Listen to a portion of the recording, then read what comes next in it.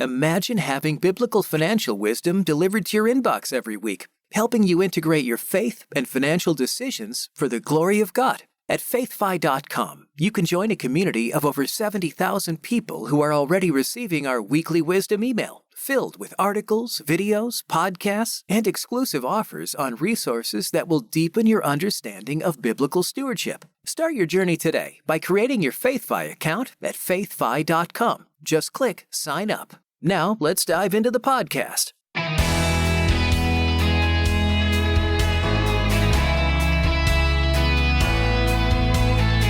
One book of the Bible reminds us that life is short and we should make the most of every moment.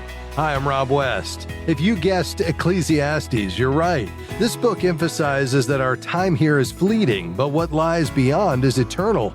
Today, I'll explore this profound truth as we introduce a new FaithFi study on the book of Ecclesiastes. And then it's on to your calls at 800-525-7000. That's 800-525-7000. This is Faith and Finance, biblical wisdom for your financial journey. Well, as we dive into Ecclesiastes, we'll discover a recurring theme that challenges us to think deeply about life's purpose. Let me give you a powerful illustration.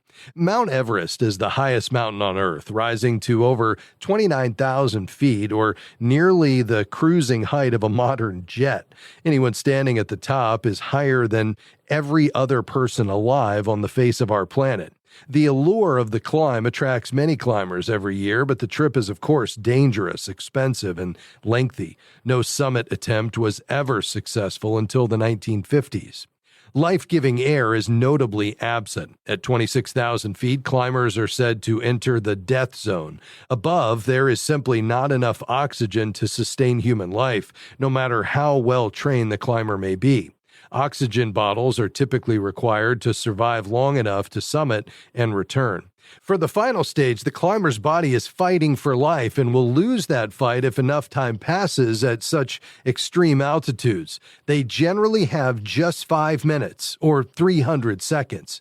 So how do you think a climber ought to spend that precious 5 minutes?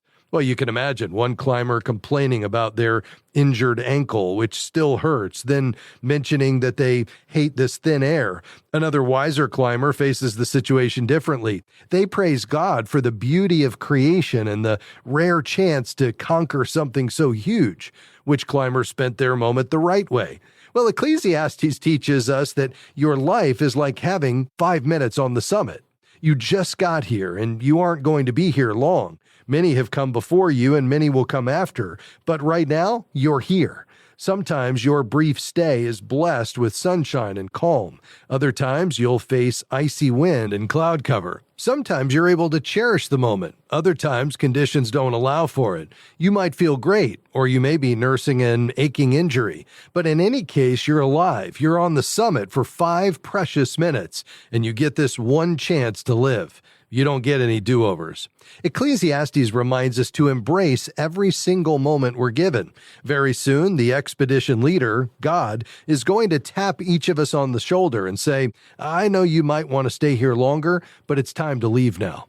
Ecclesiastes reaches out to grab our face with 2 hands, looks us in the eye, and urgently implores, my friend, you have just 5 minutes. Stop wasting time. Stop being distracted by what doesn't matter. Take it all in. Fear God. Love others. Enjoy this moment.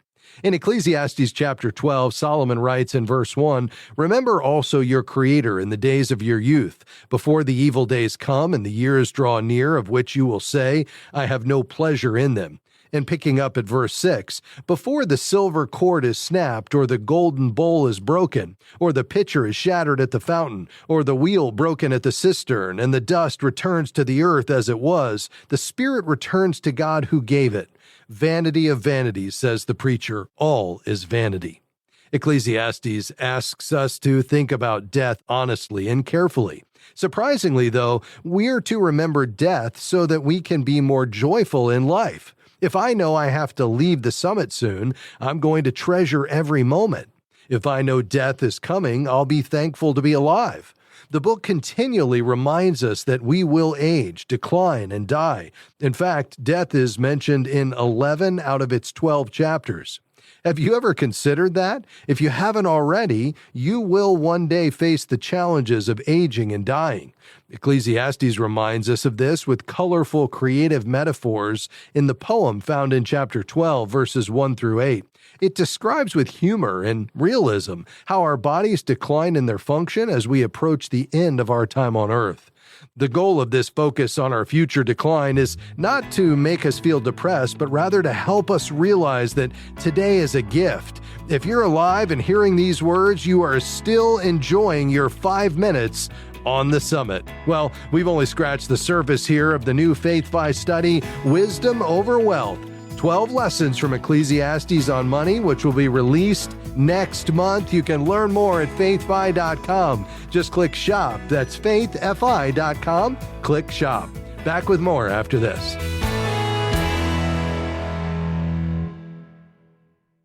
We are grateful for support from Crossmark Global Investments. They are a faith-based firm with a goal of offering values-based investments to help align financial choices and faith, ensuring a portfolio that reflects what matters most. Crossmark does this through investment solutions that span the capital market spectrum, from large cap to small cap strategies, including equity, fixed income, and balanced strategies. They are led by industry veteran Bob Dahl, CFA, a regular guest on the Faith and Finance program. More information is available at crossmarkglobal.com. Are you a financial advisor or CPA seeking to build your practice on biblical wisdom? Not only does the Certified Kingdom Advisor education provide you with deep biblical insights, the CKA designation sets you apart. Each year, almost 50,000 people search for a Christian financial advisor. Join our community and share your expertise with clients looking for someone who shares their faith and values. Find more information at kingdomadvisors.com/get-certified.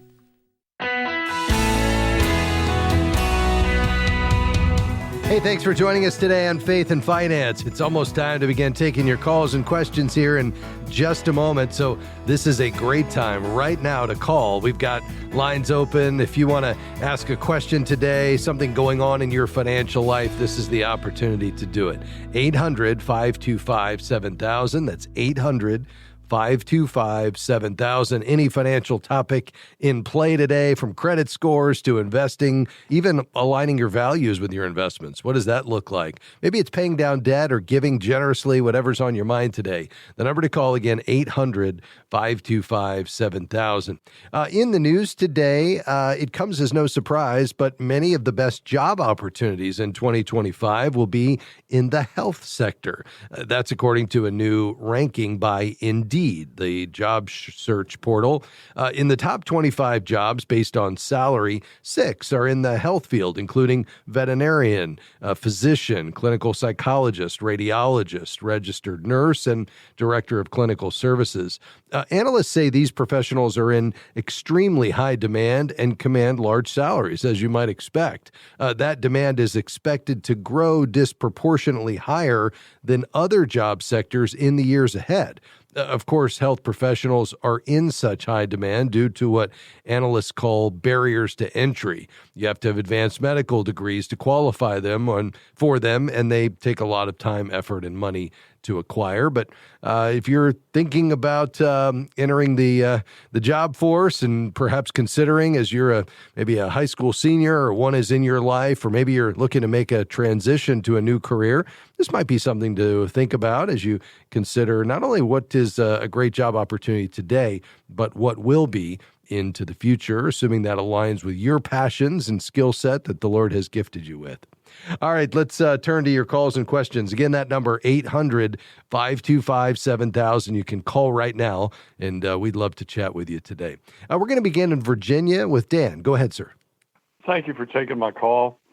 My question is that I'm 73 years old. I'm self-employed, have for 40 years. And 5 years ago, we moved out of our house and left the house that we own completely for my daughter and her kids because of the fact that she had thyroid cancer. Thyroid was removed. And as a result, we were hoping that she could help us somehow or another, but it seems like she has just absolutely no energy. So the house should be generating probably up to $3,000 a month in rent if I would have done it, but I'm not getting a nickel out of it. So it's costing me quite a bit of money. And I was just wondering if there's any way I can have some type of deduction, tax deferment or deduction with this situation on this house. Yeah, it's a great question, and I'm grateful that you're able to provide that assistance. But I realize that can be a drain, absolutely. And so any help along the way would go a long way to helping you to continue to be able to do this. You do need to check with a tax professional, and so I would connect with a CPA if you normally do your own taxes. Maybe this is the year to just get some advice, or perhaps even have somebody do this for you.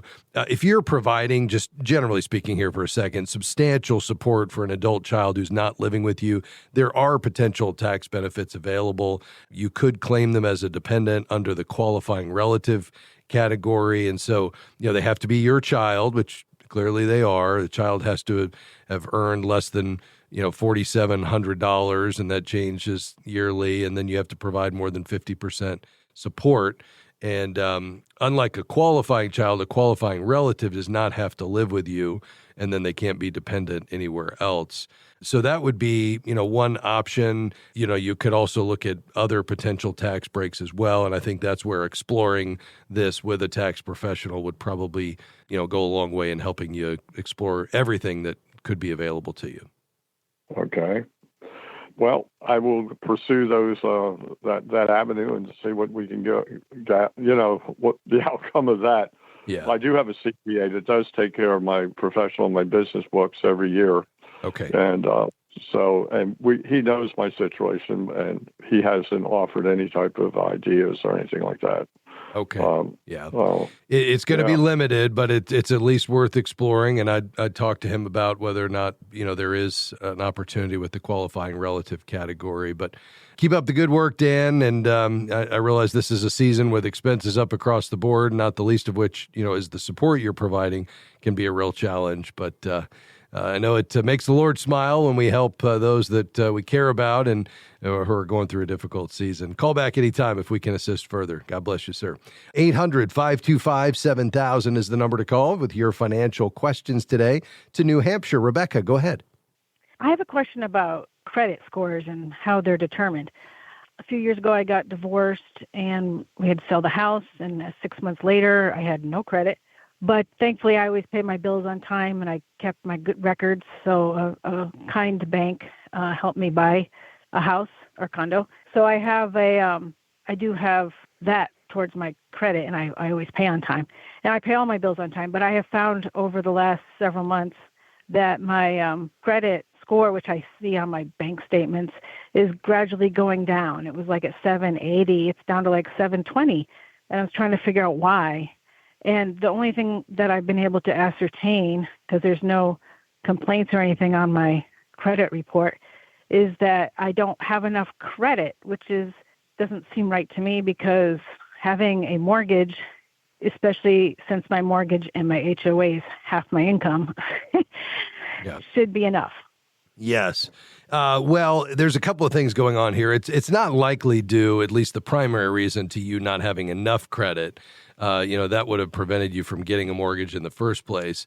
It could be any number of things. If you've had any closed, long-standing credit accounts, that can have an impact on your score because it reduces your credit history, which is one of the pieces of this. It also could have to do with your credit mix. So the credit scoring algorithm benefits those who have different types of credit, all in good standing. So if you have revolving accounts, like a credit card alongside an installment account, like a car loan alongside a mortgage, these different types of credit, at least based on the algorithm, would indicate to the lender that you can manage various types of credit for various purposes and, be an on-time payer. And so that credit mix benefits you as well. If you've applied for credit recently, perhaps even in a shorter, period of time in the recent past, those hard inquiries where you authorized a lender to check your credit could also be affecting your score.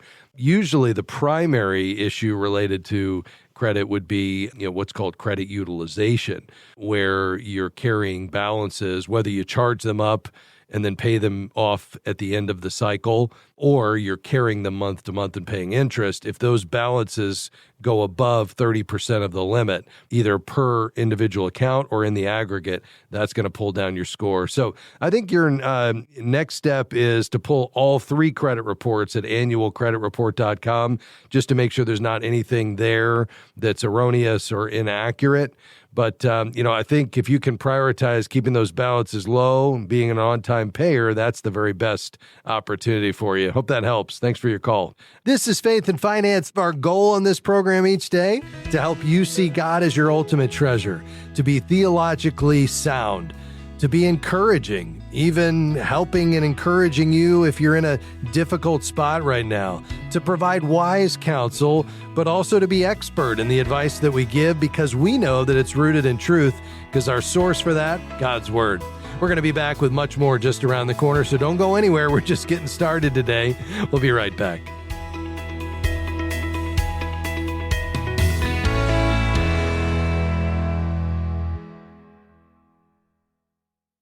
Imagine having biblical financial wisdom delivered to your inbox every week, helping you integrate your faith and financial decisions for the glory of God. At faithfi.com, you can join a community of over 70,000 people who are already receiving our weekly wisdom email, filled with articles, videos, podcasts, and exclusive offers on resources that will deepen your understanding of biblical stewardship. Start your journey today by creating your FaithFi account at faithfi.com. Just click Sign Up. Faith and Finance is grateful for support from Sound Mind Investing. If you have money in an investment account, you know sometimes the stock market can seem like a roller coaster. But it's possible to enjoy both profit and peace of mind as a do-it-yourself investor, no matter what's happening in the market. A short video webinar about that is available at soundmindinvesting.org. Financial wisdom for living well. soundmindinvesting.org.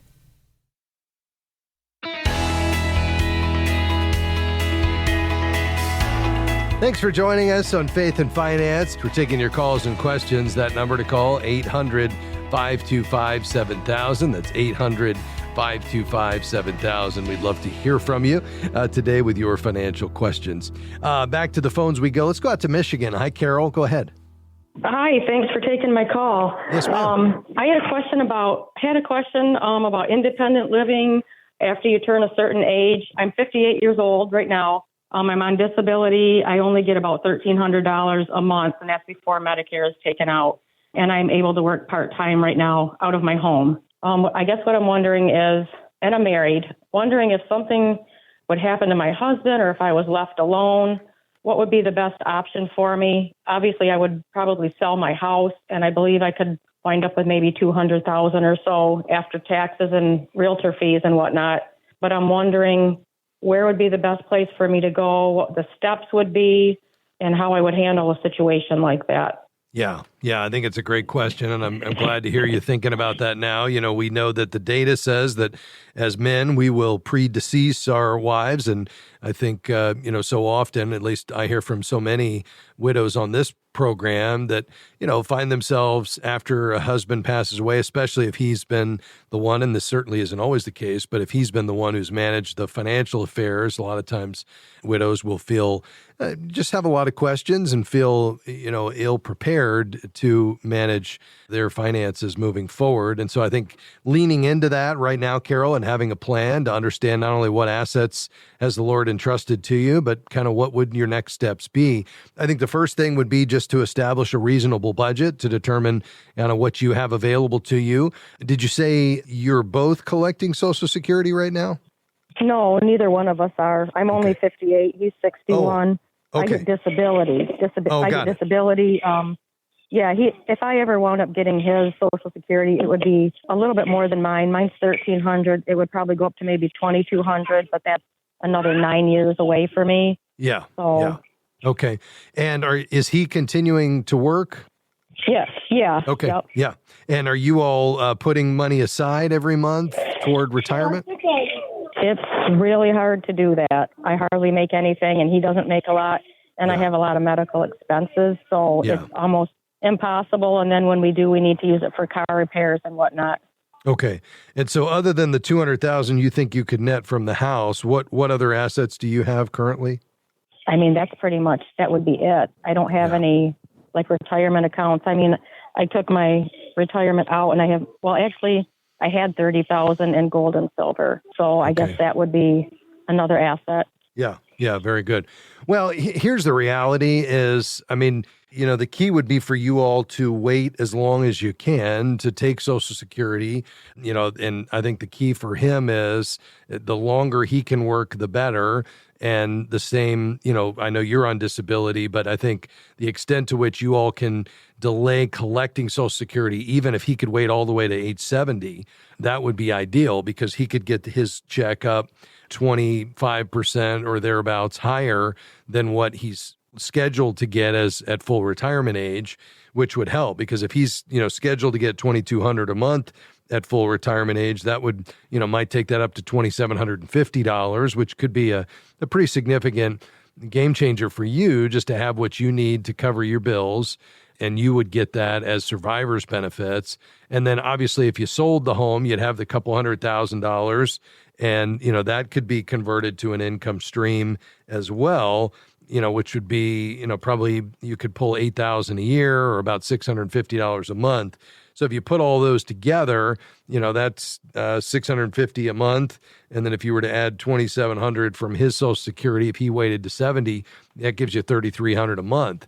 So that would give you an option. I mean, if you ended up spending those assets down because you needed some sort of care, whether that's in-home care or full nursing care or something in between, then that's where Medicaid would kick in and you could go to a Medicaid approved, independent living or nursing home facility, if you needed care, and they would, cover that once your assets had been spent down. So I think the key for you all is just to delay as long as you can, keep your lifestyle at a minimum, try to save when possible. I realize you have a lot of expenses, including medical expenses, but getting that Social Security up as high as possible and staying out of debt or getting out of debt if you have some debt now, and then ultimately liquidating that home, would probably give you the ability to at least either stay there and cover your bills from Social Security or loan, or sell the house, use that plus Social Security, to live. And if at some point you needed some additional care, you could get that. Does that make sense? Yeah, it does. And I was just curious, too, one quick question.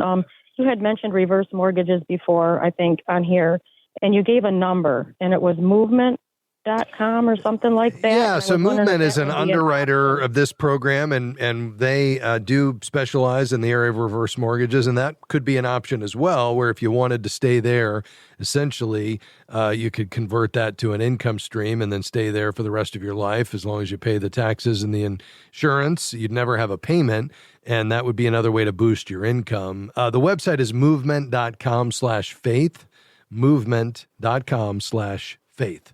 Thank you for your call today, Carol. We appreciate you being on the program. Well, folks, as we round out the broadcast today, first of all, thank you for your time, for tuning in and listening to the broadcast each day. I'm grateful for your questions and your testimonies because here's the reality. My experience in doing this for a long time is that our financial journey is one of the key ways that God shapes our spiritual journey. And you might say, how is that, Rob? Well, here's the reality is, the way we handle God's money is one of the most tangible expressions of what we value and where we've placed our trust. And it's that daily demonstration of how we're going to allocate God's resources. And ultimately, these are heart issues. Money is just symptomatic of heart. Jesus said, where your treasure is, there your heart will be also. So we know that our heart follows our money. And so we want to be thinking about the story we're telling with regard to what's most important to us. And if our spending doesn't align with that, well, take a step back and say, you know what, maybe I need to take another look at my budget. Maybe I want to be doing more, giving more, saving more, blessing the people on my path, using money as a tool to accomplish God's purposes, not spending so much on interest on the debt I've accumulated. Well, each day we want to help you make steps in that direction so you can give generously and hold God's money loosely and live simply and it's a real honor to be able to come alongside you.